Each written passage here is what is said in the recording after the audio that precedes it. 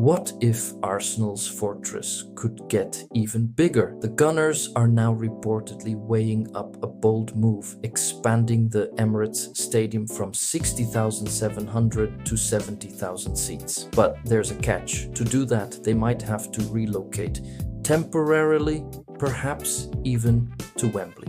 We'll break down what's driving this plan, what the potential pitfalls are, and whether it makes sense. We're on the road to 1,000 subscribers. Your support is more than welcome. And now, let's dive in. Currently, the Emirates Stadium holds about 60,700 spectators. That number puts it behind newer stadia in London, meaning Arsenal is not top of London by capacity. The idea, as reported, is to push that up towards 70,000, adding thousands more seats, boosting matchday revenues, and reducing the backlog of fans on the waiting list. The club's American owner, Kroenke Sports and Entertainment, is said to be open to funding this expansion. Behind the scenes, a working group has been exploring feasibility, including structural modifications, steeper stands, or more modest upgrades. But here's the tricky bit. Any large-scale redevelopment may force Arsenal to find a temporary home while work is done.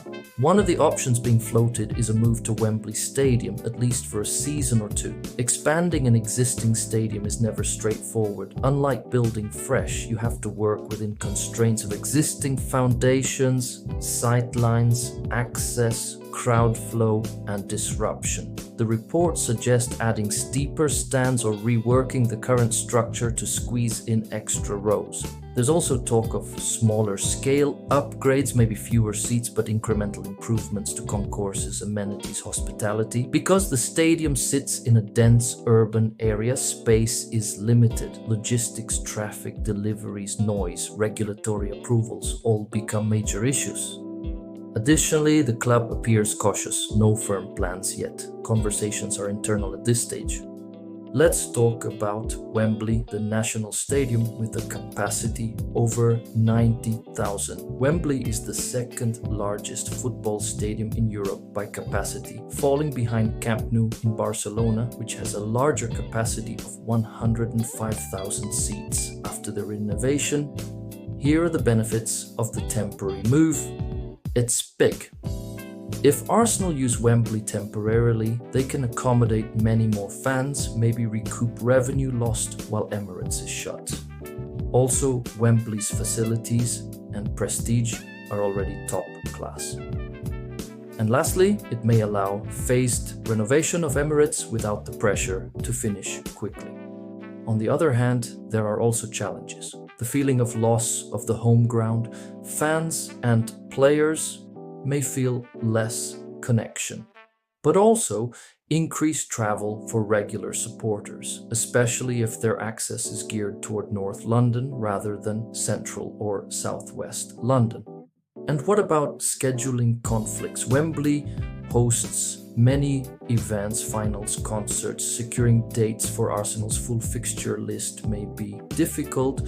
Also, next to the cost of expansion of the new Emirates Stadium, renting Wembley, transport, staffing, adjusting operations, branding. So this won't be cheap. Historically, Arsenal have used Wembley before in the late 90s, early zeros for Champions League home games. But a full season or two away from Emirates would be a far bigger disruption.